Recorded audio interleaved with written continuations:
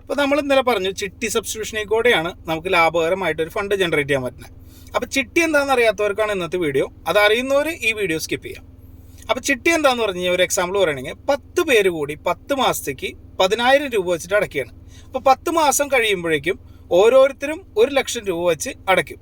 അപ്പോൾ ഈ ഓരോ മാസം അടയ്ക്കുന്ന തുക 1 ലക്ഷം രൂപയാണ്. എല്ലാവരും 10 പേര് കൂടിയിട്ട് അടയ്ക്കുന്നത് മൊത്തം 1 ലക്ഷം രൂപയാണ്.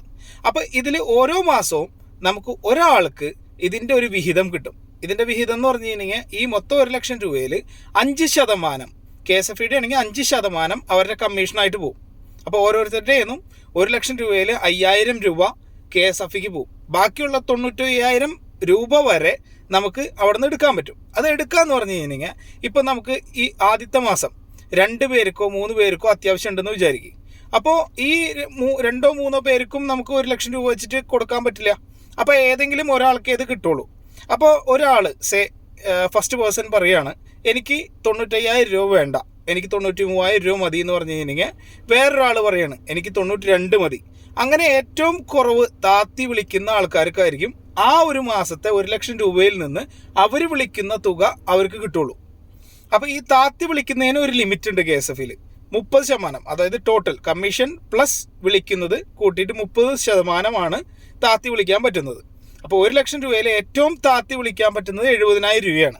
അപ്പോൾ രണ്ടാൾക്ക് ഒന്നിൽ കൂടുതൽ ആൾക്കാർക്ക് ഈ 70,000 രൂപയിലേക്ക് താന്നു കഴിഞ്ഞു കഴിഞ്ഞാൽ അപ്പോൾ അവിടെ ഒരു നറുക്കെടുപ്പ് നടക്കും. ആ നറുക്കെടുത്തിട്ട് കിട്ടുന്ന ആൾക്കാർക്കാണ് അത് കൊടുക്കുക.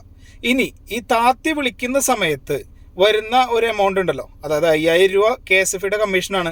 ബാക്കി ഇപ്പോൾ താത്തി വിളിച്ചു, ഒരു എക്സാമ്പിൾ പറയുകയാണെങ്കിൽ 70,000 രൂപ വരെയാണ് താത്തി വിളിച്ചത്, 30,000 രൂപ കുറച്ചിട്ടാണ് വിളിക്കുന്നത്. അപ്പോൾ ആ 30,000 രൂപയിൽ 5,000 രൂപ കമ്മീഷൻ പോയി ബാക്കി 25,000 രൂപ ഈ 10 മെമ്പേഴ്സിന്, എത്ര മെമ്പർ ഉണ്ടോ, ഇപ്പോൾ പലതരം ചിട്ടികളുണ്ട്, ഞാൻ ഒരു എക്സാമ്പിൾ പറയുകയാണ്. അപ്പോൾ ഈ 10 പേരുള്ള ചിട്ടിയാണെന്നുണ്ടെങ്കിൽ 25,000 രൂപ 10 ആൾക്ക് ഡിവൈഡ് ചെയ്ത് കഴിഞ്ഞാൽ 2,500 രൂപ ഓരോ ആൾക്കാർക്കും അടുത്ത മാസത്തെ അടവിൽ കുറഞ്ഞു കിട്ടും.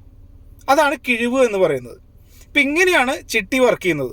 ഇനി വിളിക്കാത്ത ആൾക്കാരാണെന്നുണ്ടെങ്കിൽ ഇതെല്ലാം അടച്ചു കഴിയുമ്പോൾ 10 മാസം കഴിഞ്ഞ് കഴിയുമ്പോൾ നമുക്ക് 95,000 രൂപ തിരിച്ചു കിട്ടും.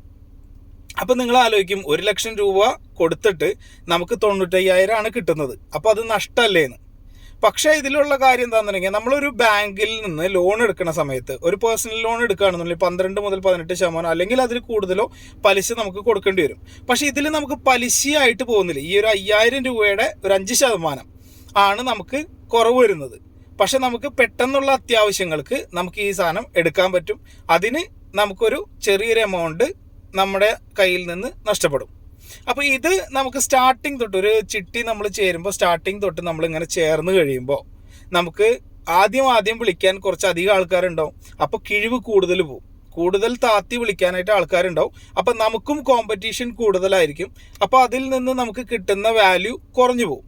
അപ്പോൾ അതുകൊണ്ടാണ് നമുക്ക് ചിട്ടി സബ്സ്റ്റിറ്റ്യൂഷനാണ് എപ്പോഴും ലാഭകരം എന്ന് പറയുന്നത്. ആ ചിട്ടി സബ്സ്റ്റിറ്റ്യൂഷൻ എങ്ങനെയാണെന്നുള്ളത് അടുത്ത വീഡിയോയിൽ പറയാം.